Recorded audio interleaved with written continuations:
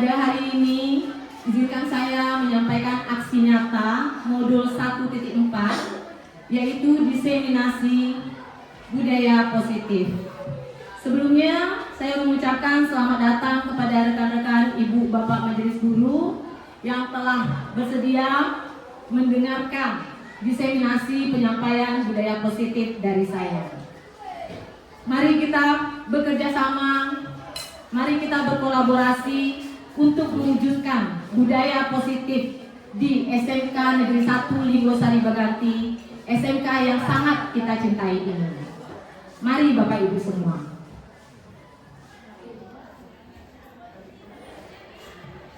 Baiklah, sebelumnya saya akan menjelaskan terlebih dahulu masalah budaya positif. Budaya positif itu adalah merujuk pada pola-pola perilaku, norma-norma, dan nilai-nilai yang mendukung perkembangan individu dan masyarakat ke arah yang lebih baik. Budaya positif mengedepankan aspek-aspek yang mempromosikan kesejahteraan, kebahagiaan, kesetaraan, dan kolaborasi di antara anggotanya. Dalam konsep utama modul budaya positif, itu ada beberapa konsep Bapak Ibu. Yang pertama itu adalah perubahan paradigma dalam belajar. Kemudian disiplin positif. Selanjutnya adalah motivasi perilaku manusia. Berikutnya lagi nilai keyakinan atau kebajikan universal. Selanjutnya ada kebutuhan dasar manusia, posisi kontrol, dan segitiga restitusi. Berikutnya kita coba kembangkan satu persatu ya Bapak Ibu. Pertama adalah pembelajaran dengan paradigma baru. Pembelajaran dengan paradigma baru ini dirancang berdasarkan prinsip pembelajaran yang terdiferensiasi sehingga setiap siswa belajar sesuai dengan kebutuhan dari tahap perkembangannya untuk mewujudkan profil pelajar Pancasila.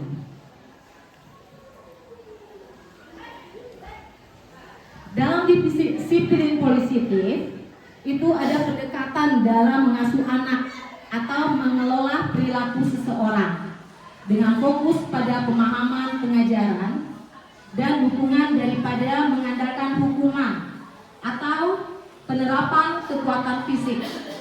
Pendekatan ini bertujuan untuk mengajarkan anak atau orang dewasa untuk mengembangkan kemampuan dalam mengendalikan diri, bertanggung jawab, dan menjadi individu yang selalu bertanggung jawab. Kemudian ada motivasi perilaku manusia.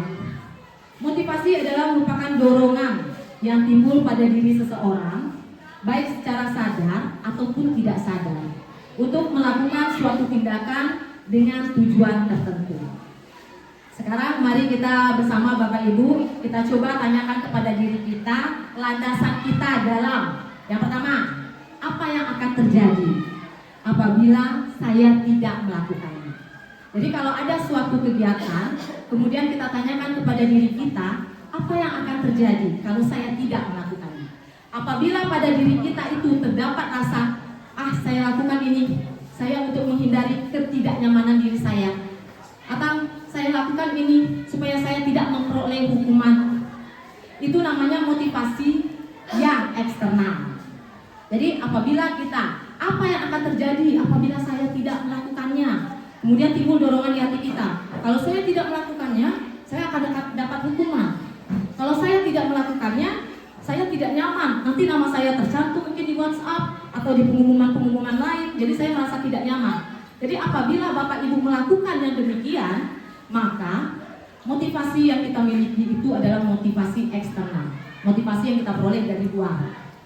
Kemudian yang kedua, coba kita tanyakan kepada diri kita, apa yang akan saya dapatkan apabila saya melakukannya? Apabila kita melakukannya dengan tujuan untuk mendapatkan reward atau untuk mendapatkan suatu imbalan atau untuk mendapatkan semacam pujian atau penghargaan lainnya, maka motivasi yang ada pada pada diri kita masih motivasi eksternal atau motivasi yang dapat dari luar.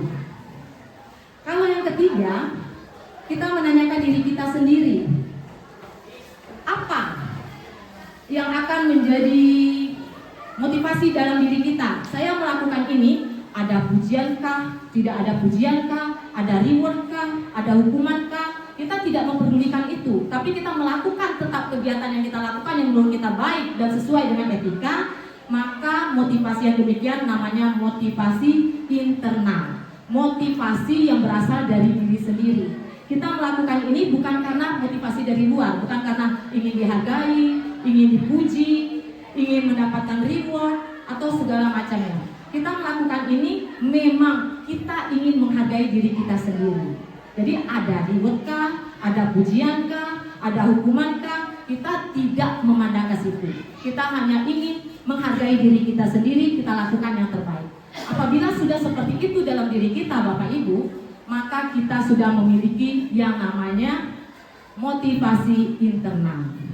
Dimana kalau motivasi eksternal itu tidak bertahan lama, Bapak Ibu ya, tidak bertahan lama.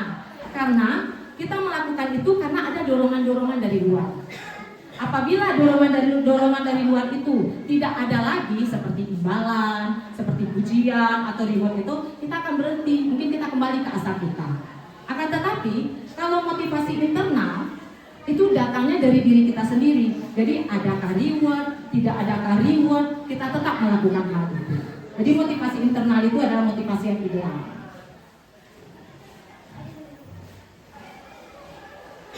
Selanjutnya, konsep disiplin dengan identitas gagal.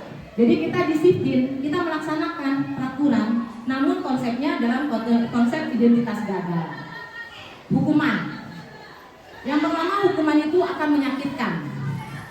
Timbul rasa tidak nyaman, timbul rasa takut, dan menyembunyikan kesalahan. Hukuman bersifat memaksa. Murid merasa salah atau kadang merasa direndahkan. Kemudian penghargaan. Penghargaan itu tidak efektif karena melakukan sesuatu karena mengharapkan penghargaan. Dan penghargaan itu pun bisa merusak hubungan atau bisa mengurangi kreativitas kita.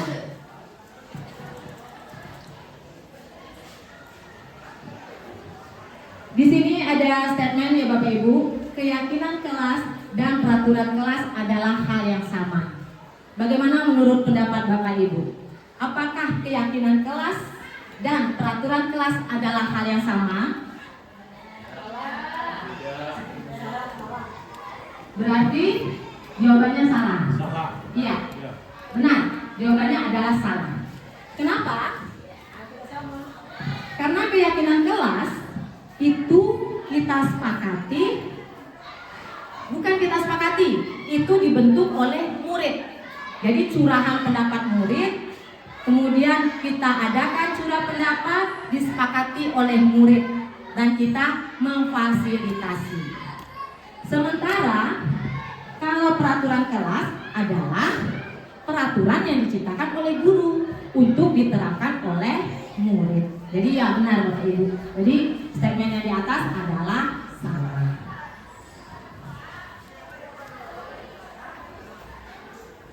Di sini ada beberapa definisi tentang keyakinan kelas, yang mana di sini mengembangkan nilai-nilai kebajikan, sifat-sifat positif manusia yang merupakan tujuan mulia ingin dicapai oleh setiap individu. Dan nilai-nilai kebajikan yang ingin dicapai oleh setiap anak kita kenal dengan profil pelajar Pancasila, di mana di dalamnya terdapat elemen beriman, bertakwa kepada Tuhan Yang Maha Esa, dan berakhlak mulia. Kemudian mandiri, bernalar kritis, berkebinekaan global, bergotong royong, dan kreatif.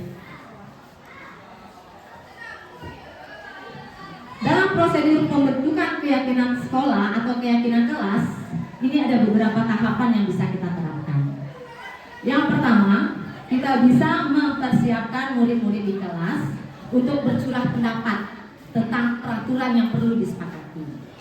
Kemudian curahan pendapat siswa kita tersebut bisa kita catat, kemudian kita jadikan masukan-masukan. Dan ini kita bisa tempelkan di papan tulis atau ditulis di kertas. Kemudian jangan lupa kita sebagai guru, apabila curahan pendapat dari murid kita itu ada menggunakan bahasa yang negatif seperti jangan melakukan ini, jangan ribut, jangan terlambat, jangan berisik, jangan tidur, maka tugas kita sebagai guru untuk menjadikan kalimat itu kalimat yang positif. Kita rubahlah dengan kata, kalau jangan ribut itu diharapkan untuk tenang. Kemudian jangan tidur, siswa fokus dalam belajar atau sejenisnya. Jadi kalau siswa kita mungkin membuat kalimat yang berkonotasi negatif, kitalah sebagai gurunya untuk mempositifkan kalimat tersebut. Kemudian setelah proses itu kita jalankan, kita tempelkan, disepakati bersama, dan nanti murid itulah yang menjelaskan apa konsekuensi seandainya mereka melanggar. Jadi istilahnya konsekuensi yang mereka dapatkan itu adalah mereka sendiri yang menciptakan. Jadi apabila mereka melanggar, bukan kita yang menghukum mereka, bukan pula orang lain atau sekolah yang menghukumnya, tetapi atas curah pendapat mereka sendiri. Kemudian ini ada gambaran dokumentasi ya Bapak Ibu tentang membuat keyakinan kelas. Ini saya lakukan di kelas 11 TDSM 1. Jadi langkahnya yang pertama di sini. Ini proses dalam melakukan curah pendapat. Kemudian berikutnya siswa bergiliran mengumpulkan semua pendapatnya ke depan kelas dengan media yang sudah kita siapkan tentunya. Dan yang terakhir mereview jejak pendapat. Jadi ini saya lakukan di kelas 11 TDSM 1.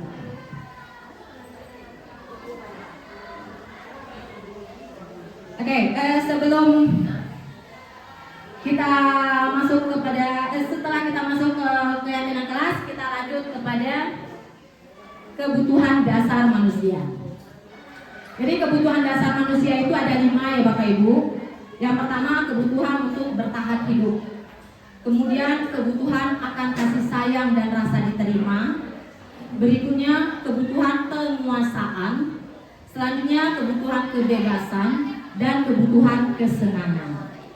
Jadi ini merupakan kebutuhan dasar dari manusia. Apabila satu saja kebutuhan dasar itu tidak ada pada manusia tersebut, maka mereka akan berusaha untuk memenuhi kebutuhan tersebut. Bagi anak kita mungkin nanti dia akan bersikap negatif karena kebutuhan tersebut ada yang tidak cukup baginya.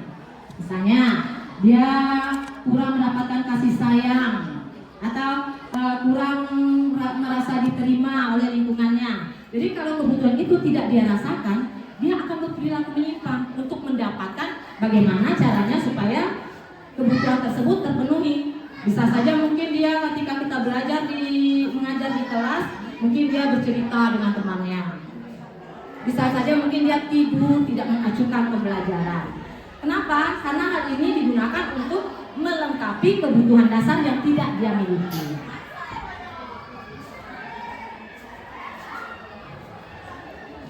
Kemudian kita masuk kepada posisi kontrol. Sebagai seorang guru, kita memiliki 5 posisi kontrol. Yang pertama adalah sebagai penghukum, kemudian pembuat rasa bersalah, kemudian teman, kemudian pemantau, dan yang terakhir adalah manajer.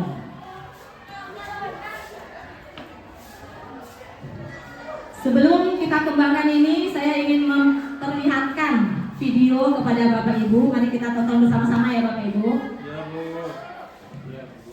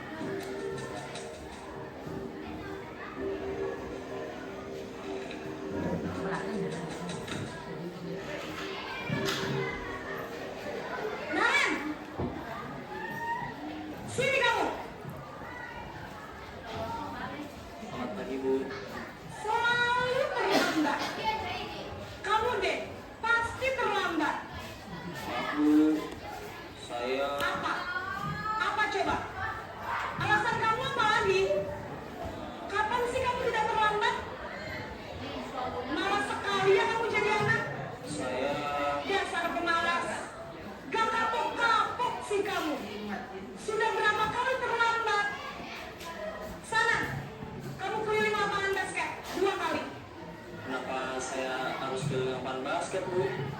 Kenapa? Kamu lawan ibu? Berani-beraninya jawab. Sudah terlambat, masih berani jawab pula. Sekarang, keliling lapangan basket 5 kali sekalian. Biar kapok. Cepat. Pergi sana ke lapangan basket.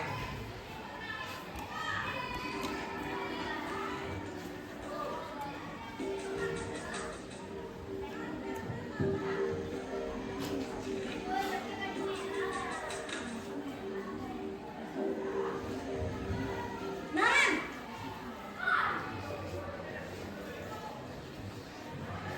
Selamat pagi, Bu. Naren, kamu kenapa terlambat lagi, nak? Ya Tuhan, Naren. Kamu senang ya bikin ibu susah ya? Kalau kamu terlambat lagi, nanti ibu yang ditegur bapak kepala sekolah, nak. Disangka ibu tidak bisa membina kamu. Duh, gimana ini? Maaf, Bu. Duh, Gusti Naren. Kamu suka ya kalau ibu tegur bapak kepala sekolah? Terus, sekarang ibu harus tulis apa ini di buku absen? Ini kamu sudah sering terlambat loh. Ibu harus apa coba? Maaf, Bu. Maaf sekali. Ya sudah, lain kali jangan bikin ibu susah lagi anak ya. Ibu tidak akan kuat lagi kalau kamu begini terus. Bisa jantungan kalau ibu tegur bapak kepala sekolah. Sana cepat kelas. Maaf ya, Bu. Maaf sekali. Posisi pembuat rasa bersalah berbicara dengan nada tenang.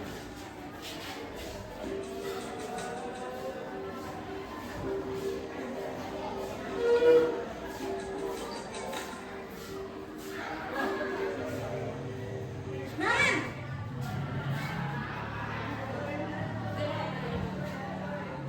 Selamat pagi, Bu. Wah, sudah jam berapa ini nak? Terlambat lagi ya sayang. Iya, Bu. Habis ibu saya lupa bangunkan saya, Bu. Kamu malah menyalahkan ibu kamu. Kamu bukannya anak yang larinya paling kencang. Kok terlambat sih? Iya, Bu. Saya memang terlambat bangun tadi. Jadi, biarpun saya lari kencang, tetap gak kekejar, Bu. Ya sudah sana. Nanti lain kali larinya lebih kencang lagi ya. Biar gak terlambat lagi. Bikin seneng ibu. Demi ibu. Bisa kan? Bisa lah, Bu. Ya sudah sana masuk kelas. Ibu beresin urusan absen kamu. Kamu ini ada-ada saja.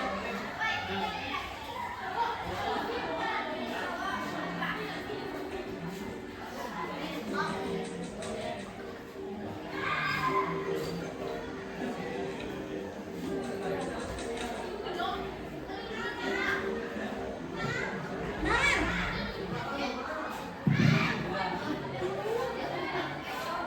Selamat pagi, Bu. Naren, apa peraturan sekolah kita tentang jam berapa kita harus masuk sekolah, nak? Kita harus di sekolah jam 7, Bu. Iya betul, sekarang sudah jam 7.20. Kalian sudah tahu konsekuensinya jika terlambat hadir? Paham, Bu. Saya harus tinggal kelas pas jam istirahat selama 20 menit. Iya benar, konsekuensinya demikian. Jadi nanti jam 9.30 pas istirahat, kamu harus tinggal di kelas, kerjakan tugas tambahan untuk ketertinggalan kamu, ya? Baik, Bu.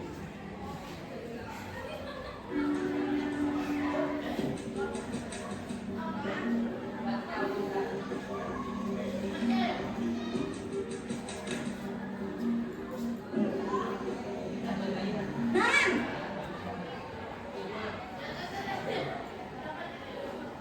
Selamat pagi, Bu. Selamat pagi Naren. Maaf, Bu. Saya terlambat. Iya, sekolah masuknya jam 7, sekarang sudah jam 7.20. Jadi sekarang bagaimana ini Naren? Maaf, Bu. Saya lupa setel alarm saya semalam. Baiklah, menurut kamu, keyakinan sekolah yang mana yang perlu kamu tingkatkan? Ide diri sendiri dan orang lain mungkin ya, Bu. Setuju. Jadi, Apakah Naren meyakini prinsip saling menghormati tersebut? Iya Bu, saya meyakininya. Apakah Naren bersedia memperbaiki masalah keterlambatan ini? Bersedia Bu. Bagaimana kamu akan perbaiki masalah keterlambatan ini? Saya akan coba untuk tidak lupa menyetel alarm saya Bu. Baik, kalau Naren lupa menyetel alarm di rumah, ada orang yang kira-kira bisa bantu mengingatkan tidak? Ada Bu, kakak saya, Kak Emma. Ada lagi selain Kak Emma? Selain Kak Emma, ada ibu saya. Baik, jadi yang mengingatkan Naren adalah Kak Emma dan ibu kamu ya? Kira-kira akan mulai start alarm kapan Naren? Setelah pulang sekolah, akan segera saya lakukan. Baik, jadi Naren akan setel alarm untuk bangun besok pagi dan akan diingatkan oleh kakak dan ibunda Naren ya? Ada lagi yang mungkin perlu dilakukan Naren? Agar tidak terlambat bangun lagi. Tidak ada Bu. Baik Naren, terima kasih untuk kerjasama kamu. Sekarang kamu dapat kembali ke kelas untuk belajar. Baik Bu, terima kasih.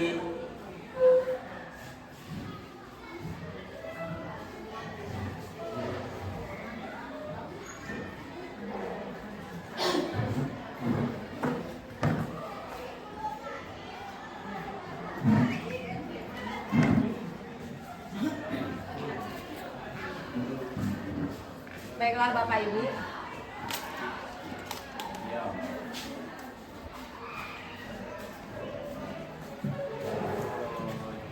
Setelah kita menonton video tadi, kita bisa merefleksi diri kita. Jadi sebagai seorang guru, berada di posisi kontrol yang manakah kita?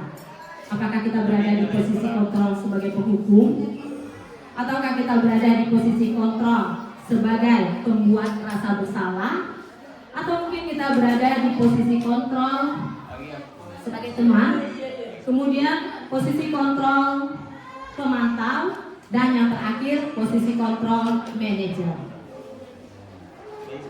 Gimana kita kira-kira Bapak Ibu?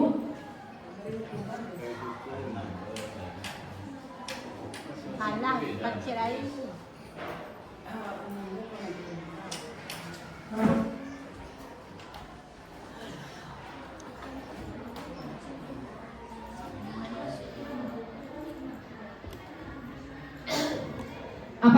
Apabila kita berada di posisi penghukum, itu biasanya kita cenderung menggunakan hukuman fisik atau hukuman verbal. Orang-orang yang menjalani posisi penghukum ini senantiasa mengatakan sekolah memerlukan sistem atau alat yang dapat lebih menekan murid-murid lebih dalam lagi. Dan guru yang menerapkan posisi penghukum ini biasanya menggunakan kalimat-kalimat seperti patuhi aturan saya atau awas. Atau bisa juga kamu saja yang selalu salah. Mungkin selalu, pasti deh selalu kamu yang paling terakhir. Guru seperti itu senantiasa percaya hanya ada satu cara agar pembelajaran ini bisa berhasil, yaitu cara dia sendiri. Kemudian apabila kita berada di posisi pembuat rasa bersalah, posisi ini biasanya guru akan bersuara lebih lembut. Kata-kata yang keluar dengan lembut seperti ibu sangat kecewa sekali dengan kamu. Atau berapa kali Bapak katakan, berapa kali Bapak harus memberitahu kamu ya.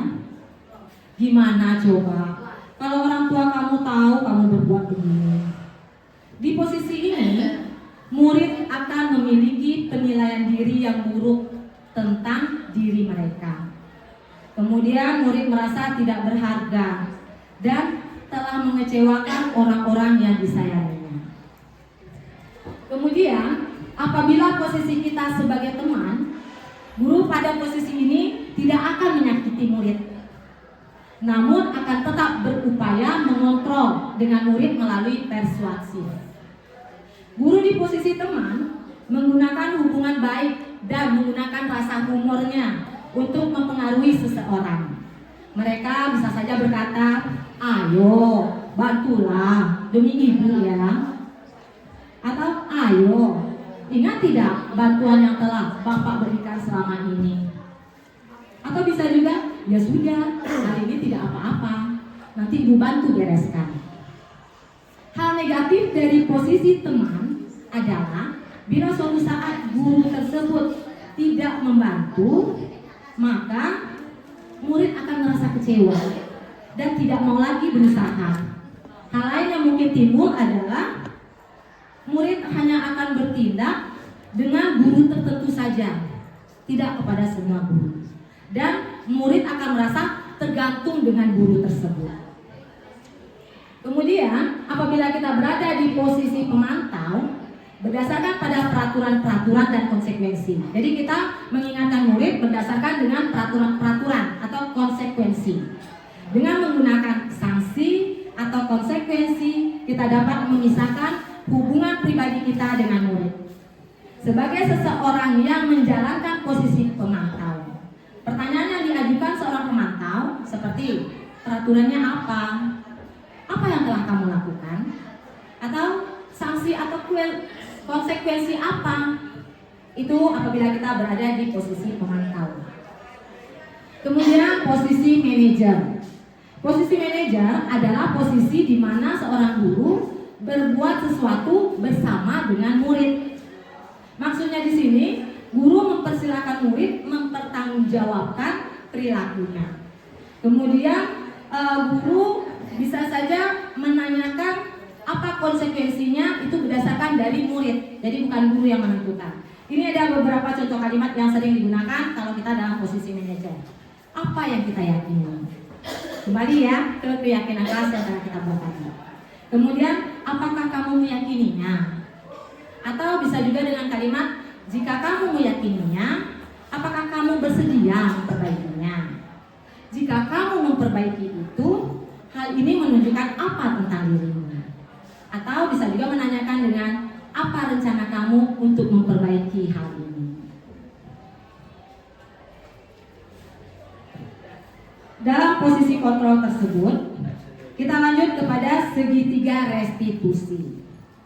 Segitiga restitusi itu adalah suatu proses dalam menciptakan kondisi bagi murid untuk memperbaiki kesalahannya, sehingga karakter mereka lebih kuat ketika kembali kepada kelompoknya.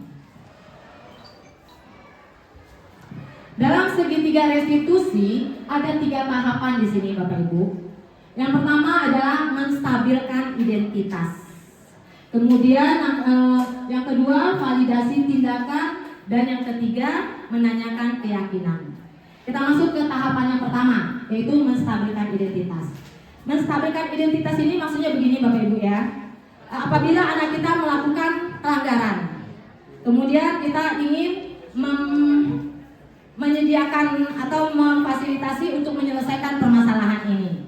Sebelumnya kita stabilkan dulu identitas anak tersebut. Jadi anak dengan melakukan pelanggaran tentunya identitasnya dia merasa identitas yang gagal. Jadi langkah kita sebagai seorang guru, kita stabilkan dulu identitasnya, supaya anak itu tidak merasa dia ada dalam posisi yang beridentitas gagal. Contohnya kita bisa menanyakan kalimat-kalimat seperti ini. Berbuat salah itu tidak apa-apa, itu sudah biasa. Setiap orang pasti melakukan atau pasti pernah melakukan kesalahan. Atau bisa juga kita gunakan kalimat tidak apa-apa, ibu sendiri pun pernah berbuat salah.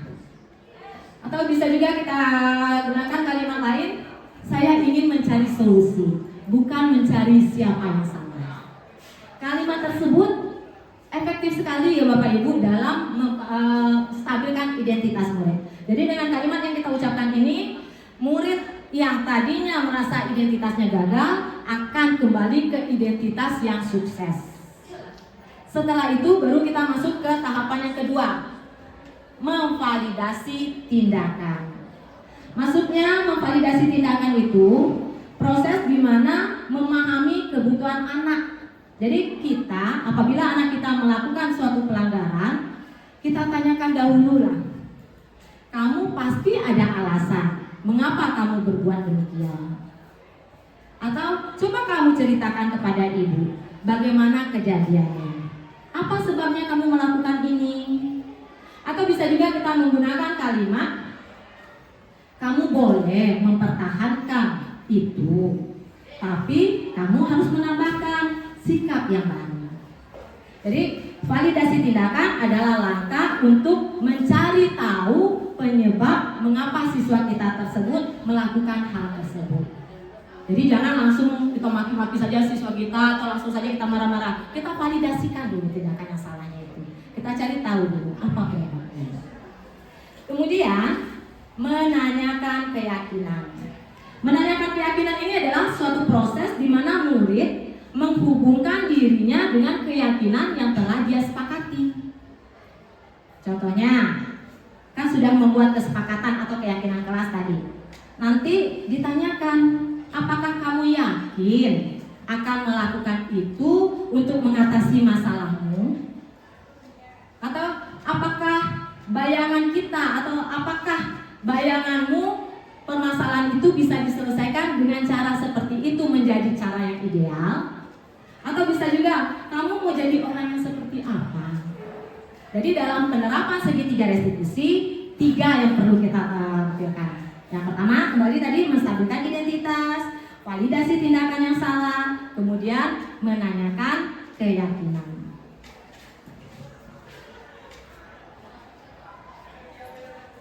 Ya Bapak Ibu, ini ada video mengenai segitiga restitusi.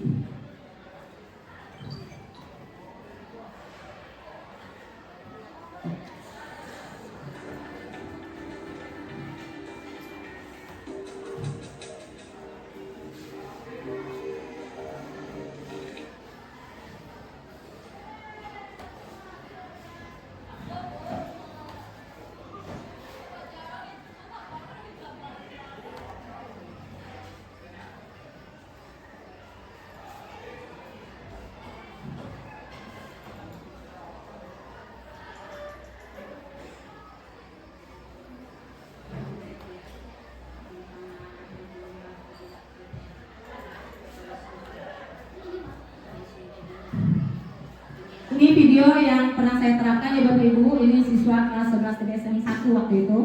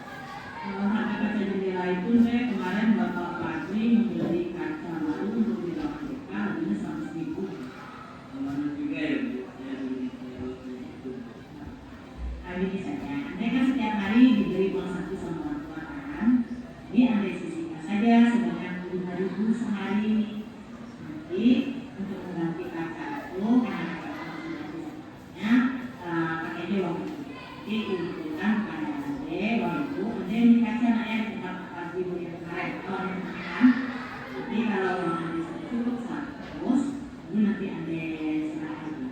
Ada ya? Oke. Ibu sangat mengapresiasi bagaimana Ade untuk menjawab pertanyaan. Oke. Sekarang karena saya masih selesai, kita mulai. Ya.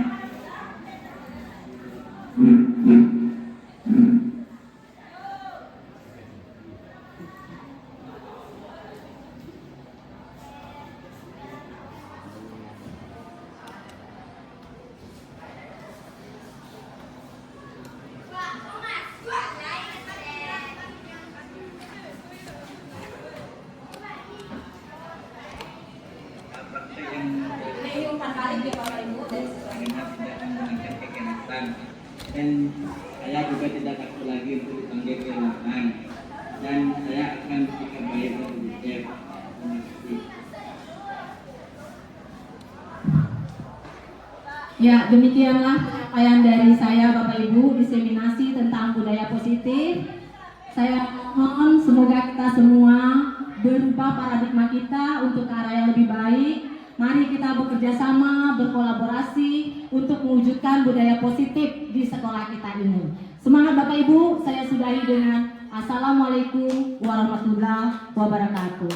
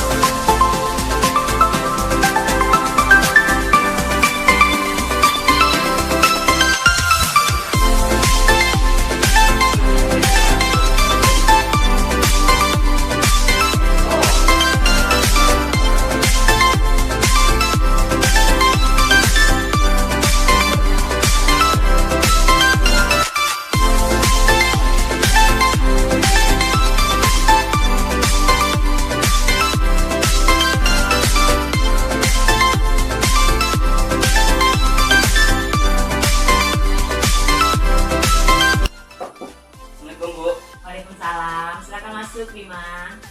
Terima kasih Bu. Silakan duduk.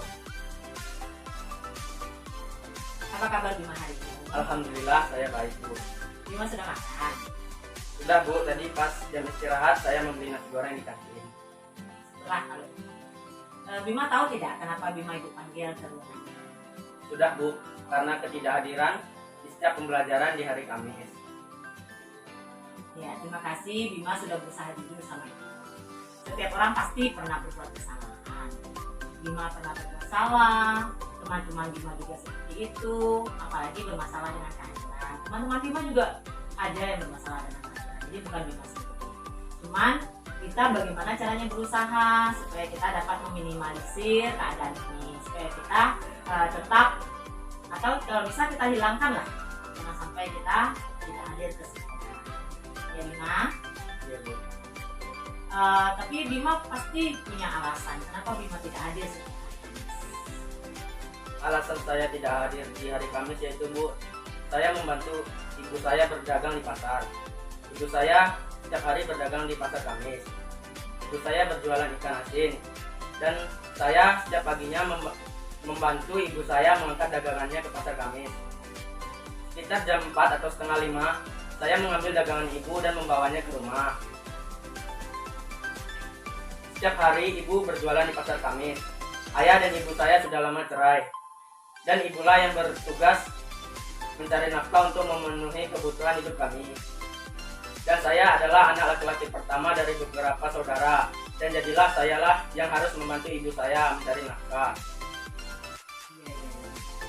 Tapi Bima punya cara tidak? Bagaimana caranya supaya Bima tetap dapat membantu ibu Bima membawa barang-barang dagangannya ke pasar setiap hari pasar, tapi Bima juga tetap sekolah nak setiap hari Kamis itu. Punya cara nggak Bima kira-kira?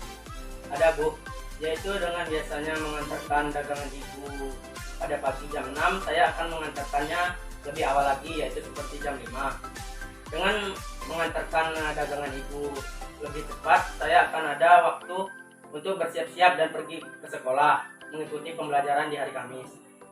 Ya, syukurlah berarti Bima udah punya solusi ya bagaimana cara mengatasi permasalahan Bima. Ibu apresiasi itu.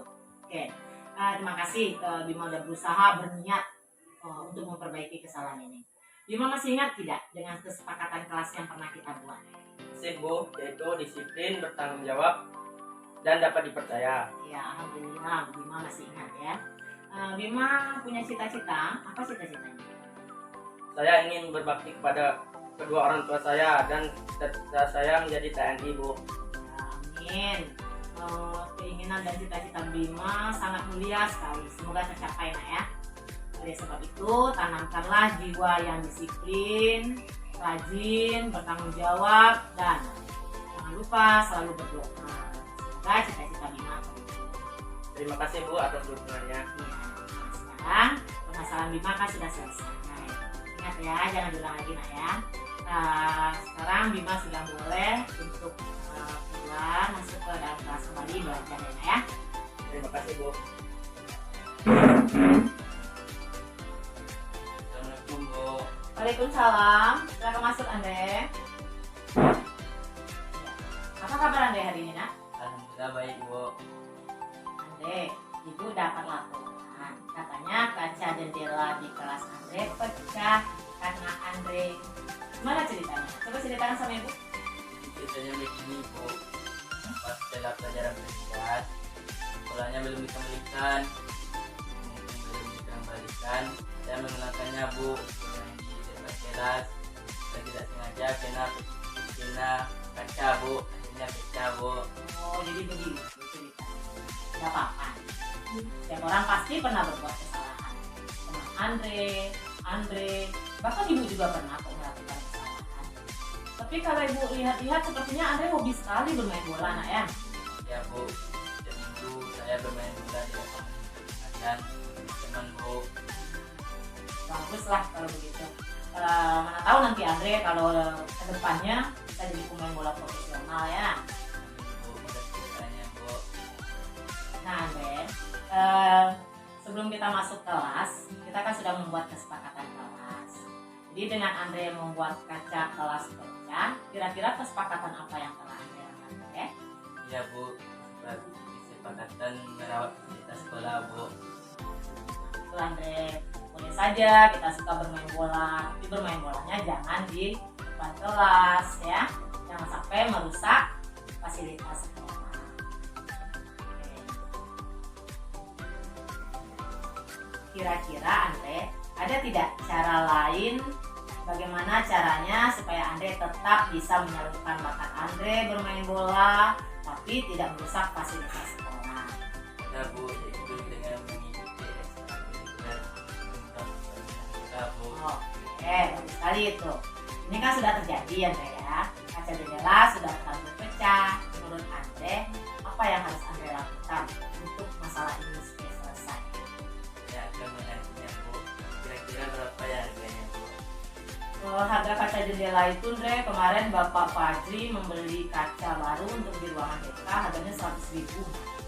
Mahal juga ya Bu, saya belum tahu harganya itu Bu. Gini saja, Andre kan setiap hari diberi uang saku sama orang tua kan. Jadi Andre sisihkan saja sebanyak 5.000 sehari. Nanti untuk mengganti kaca itu, karena kaca itu harus diganti secepatnya, pakai aja uang itu. Nanti ibu berikan kepada Andre uang itu. Andre beli kaca nak ya di tempat Pak Fajri beli yang kemarin. Tahu ada tempatnya kan? Tahu Bu. Jadi kalau uang Andre sudah cukup 100, baru nanti Andre serahkan itu. Ada ya? Terima kasih, Bu. Oke. Ibu sangat mengapresiasi bagaimana cara Andre untuk bertanggung jawab terhadap keadaan ibu ini. Oke. Sekarang karena masalah kita sudah selesai, jadi Andre boleh masuk ke dalam kelas lagi ya.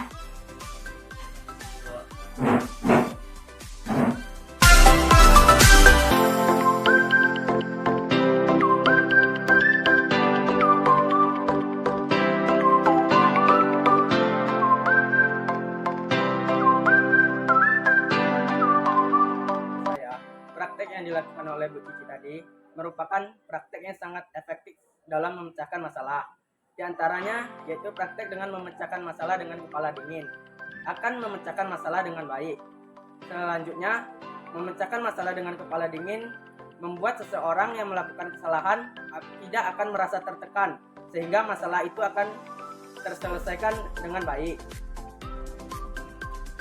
Praktek yang dilakukan Cici tadi sangat bagus karena tidak menggunakan kekerasan, dan saya juga tidak takut lagi untuk dipanggil ke ruangan, dan saya akan bersikap baik dan positif.